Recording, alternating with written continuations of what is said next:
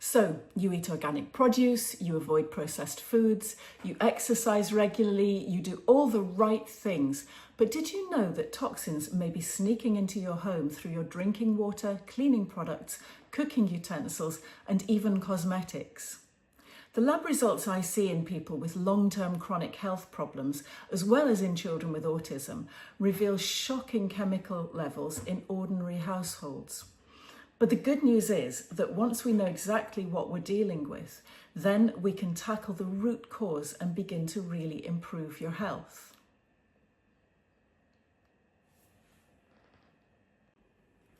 The main culprits are VOCs, mold and dust mites. VOCs are volatile organic compounds. They come from paint, furniture, cleaning products, and even air fresheners. They release gases that you breathe in without even realizing it. Mold grows in damp areas like bathrooms or basements.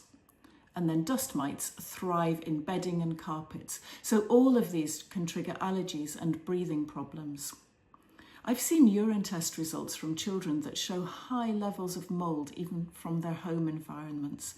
One young man had alarming amounts of ochratoxin A, OTA, which can cause damage to the kidneys, the immune system, and is potentially cancer-causing.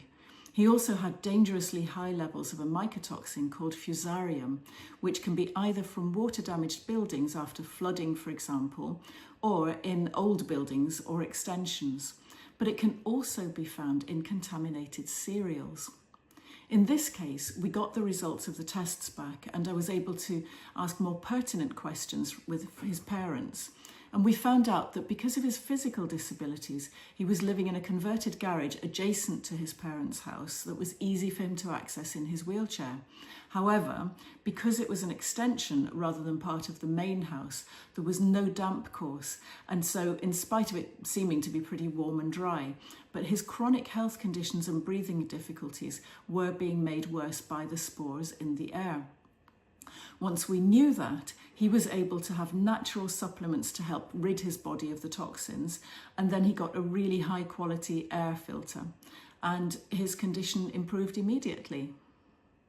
So although this young man did have complex health needs, he was also autistic. And that's a similar situation to most of the children that I help. But what's interesting is that the CHARGE study found the link between environmental toxins and developmental issues. CHARGE stands for Childhood Autism Risk from Genetics and Environment. And they identified that up to 40% of symptoms are triggered by the environment rather than genetics. So this test for environmental toxins can really bring about life-changing insights for people and especially children with autism. So here's what you can do starting today. First, open your windows for at least 15 minutes twice a day. This step flushes out stale, polluted air, and even in winter, a short burst of fresh air does make a difference. Secondly, consider getting a HEPA air purifier for rooms where you spend the most time. Look for one with a carbon filter to catch both particles and gases. But for more serious health conditions, consider getting a more advanced filter that will indicate the size of the particles that are being filtered out of the air. Thirdly, add some air purifying plants like spider plants, snake plants, and peace lilies, which are really good starters. They're pretty hard to kill and they actively clean the air. To give you an idea, one medium-sized plant per 100 square feet is a pretty good rule of thumb. For bedrooms, wash your bedding weekly in hot water to kill the dust mites.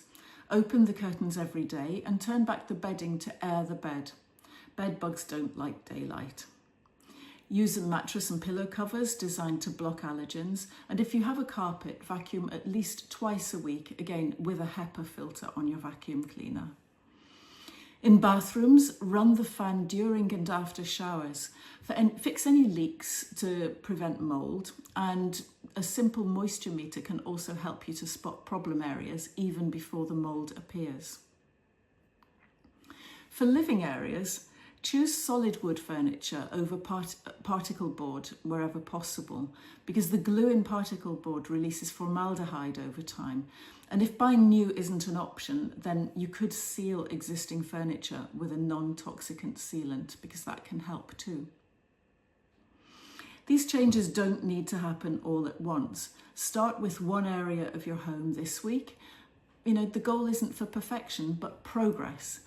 Your body will thank you, and especially if you or your children deal with allergies, sensitivities, or any other long-term chronic health problem. Okay, now that we've cleaned the air, let's tackle what's lurking in your cleaning cupboards and your cleaning products. You might be surprised just how many toxins you're actually wiping across your countertops every day.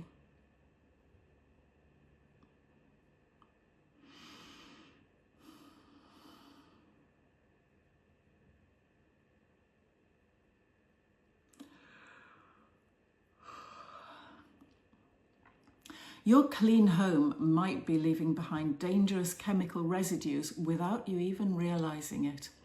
Many conventional cleaning products contain hormone disruptors like phthalates and potential carcinogens like volatile organic compounds, or VOCs, that we just mentioned. And of course, bisphenol A, or BPAs, that you may have heard, among many, many others. Unfortunately, these substances don't just disappear after you wipe the surfaces. They linger on countertops, floors, and furniture, basically where children can touch them every day. The urine tests that I've run, in fact, on children with autism show elevated levels of environmental toxins like polystyrene and phthalates.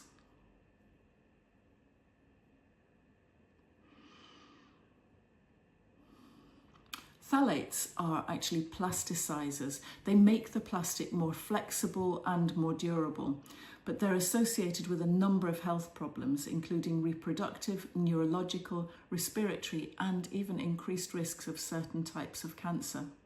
Most significantly, they're known as endocrine disruptors, which means they interfere with your hormone levels. Phthalates are often referred to as the everywhere chemicals due to the fact that they're used in hundreds of products, including children's toys, food packaging, shampoo, vinyl flooring, and much, much more.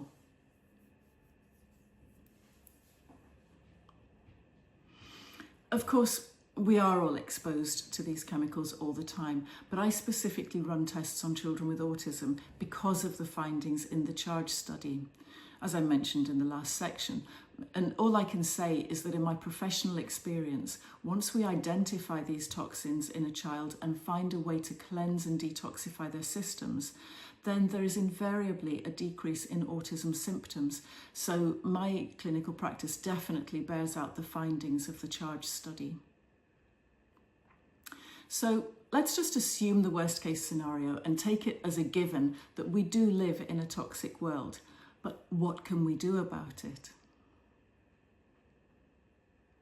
The good news is that you don't need these harsh chemicals to keep your home clean. Start with simple DIY solutions. For glass surfaces, you can mix equal parts white vinegar and water in a spray bottle. It cuts through grease and it doesn't leave any streaks. And anyone who's ever made homemade jam will also know that the best way to clean up the stickiness and the grease where the sugar has spilled over the jam pot is to use the lemon that you've squeezed the juice from into your jam, because the lemon juice in the jam supports the pectin, doesn't it? So just use the shell of the lemon to then get up all the stickiness from around the outside. But for tough stains or for scrubbing, just make a paste with baking soda and a little bit of water. It works really well on sinks, bathtubs, and even in oven grime. I told you you'd probably have these at home, didn't I? These alternatives cost pennies compared to store-bought cleaners. But if DIY isn't your style, then look for plant-based products that have got a third-party certification like Ecologo or USDA Organic.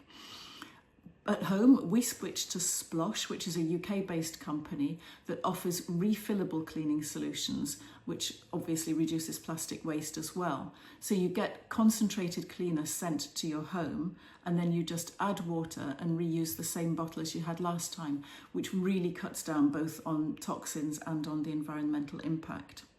So switching to safer cleaners can definitely reduce long-term health risks. And a lot of commercial products release volatile organic compounds that do affect indoor air quality. And for these, children and pets are especially vulnerable because they spend so much more of the time on the floors and on the carpets where the residue accumulates. So that's why I think natural cleaners can work really well. They're just as effective, but they don't have the same risks. Another thing actually that you can do is dilute Castile soap if you want to use that for mopping the floors. And as I said, lemon juice will also remove water stains as well as jam sugar. But if you're concerned about disinfecting, then a 3% solution of hydrogen peroxide will kill most bacteria and viruses, so long as it's left on the surfaces for at least a minute. But again, remember the goal is not perfection. Start by replacing one product at a time. Try switching your all-purpose cleaner first and then gradually replace others as they run out. And most families do notice an improvement in allergies, skin irritation and respiratory issues after they've made these changes. So, while we're removing the chemicals from the surfaces, let's address what's actually in your water.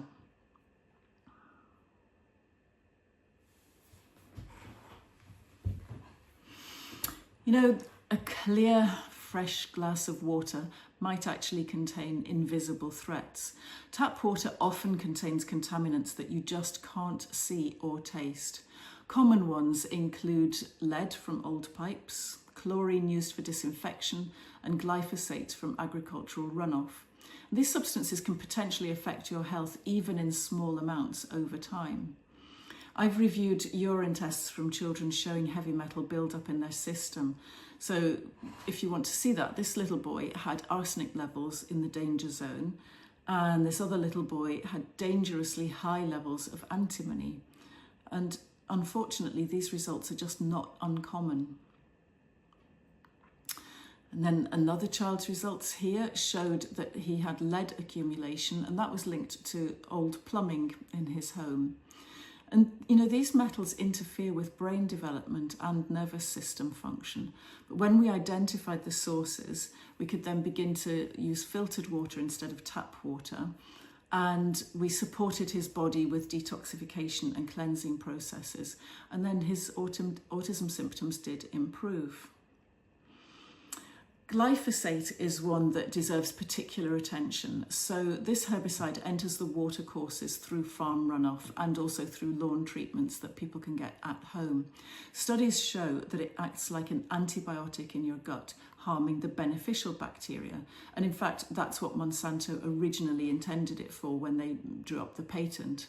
But here's the thing, your gut microbiome affects everything from your immunity through to your mood. So if you start killing off the good bacteria, then that's going to give you problems.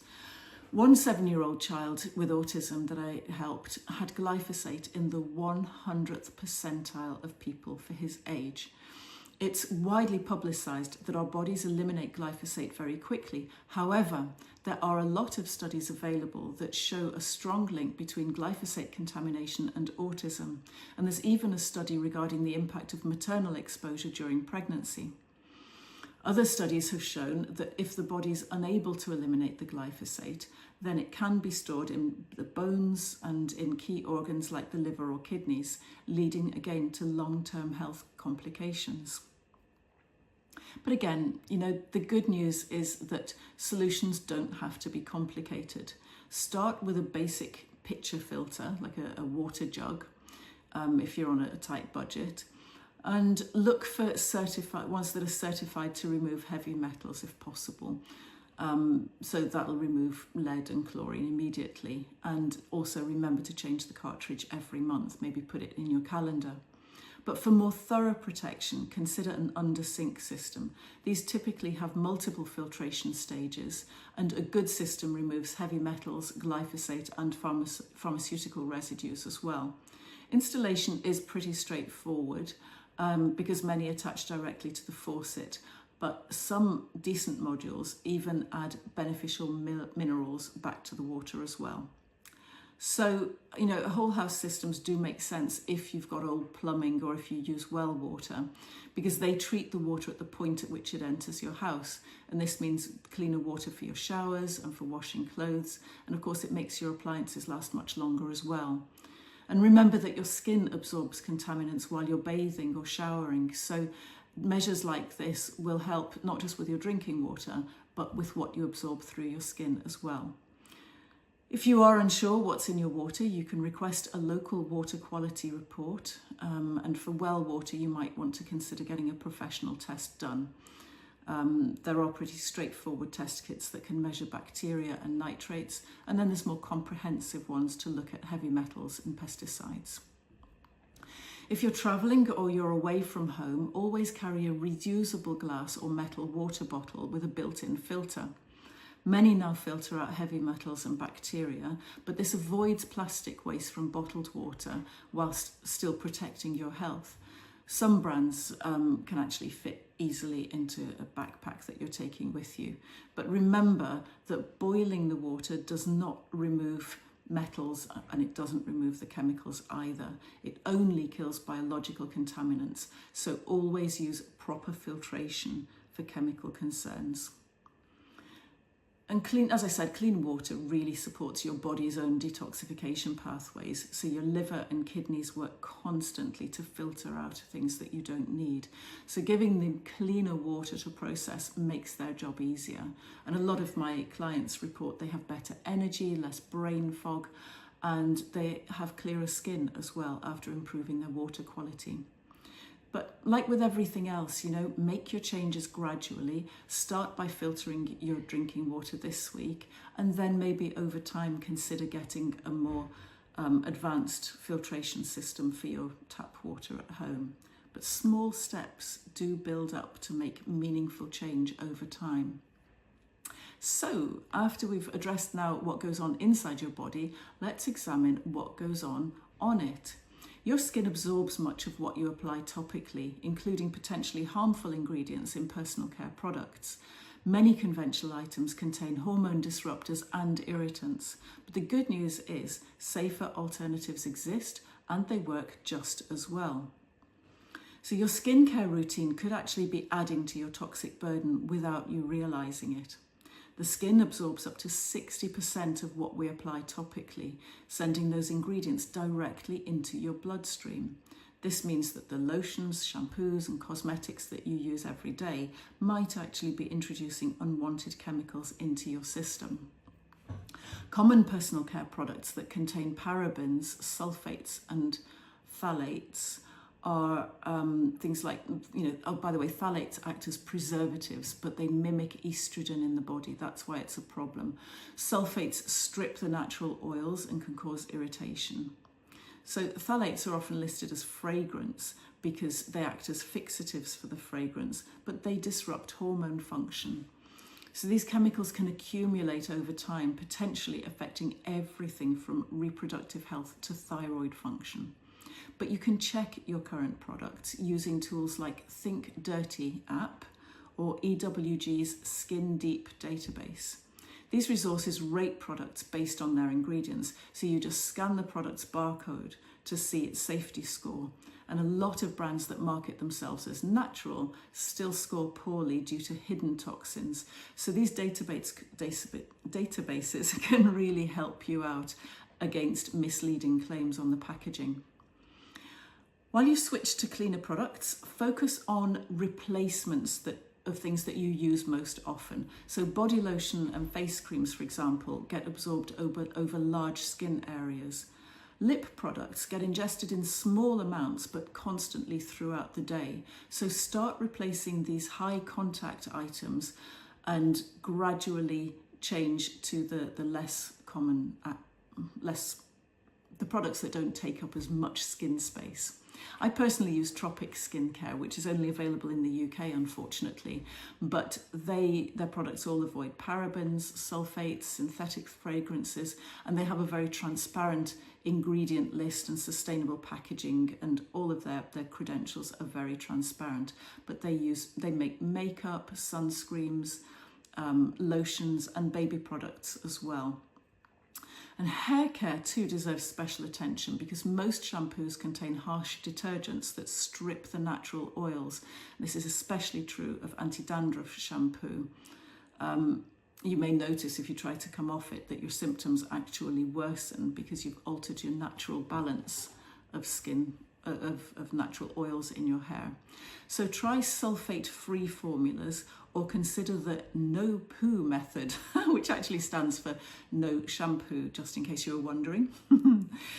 This uses baking soda and apple cider vinegar rinses, and these alternatives reduce scalp irritation and hair damage over time. But if that seems a little bit too drastic or too woo-woo, then look for gentle cleansers with plant-based ingredients. Makeup presents another challenge. There's a lot of conventional products that contain heavy metals like lead in the lipstick or aluminium in the eyeshadows. So mineral makeup offers a safer alternative using natural pigments from plants and minerals. These often provide better coverage, in fact, and they're more gentle on the skin. But check the labels for certifications and to verify any claims. But again, I get mine from Tropic Skincare, which is fantastic. There's my dog, Tara. So yeah, and now don't forget about sunscreen. Chemical sunscreen contain ingredients like oxybenzone, which gets absorbed into the skin and may disrupt your hormones. So once more, mineral sunscreens with zinc or titanium oxide can often just sit on the skin's surface. And that works really well, especially for children.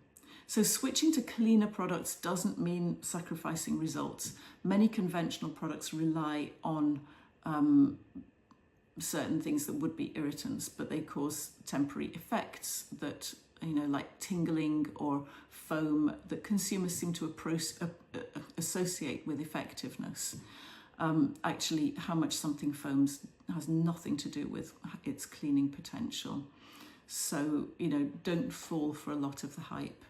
Cleaner beauty routines will lead to better hormonal balance and to overall health. A lot of my clients report improvements in skin conditions after switching, and especially eczema and acne often improve when you get rid of these irritants.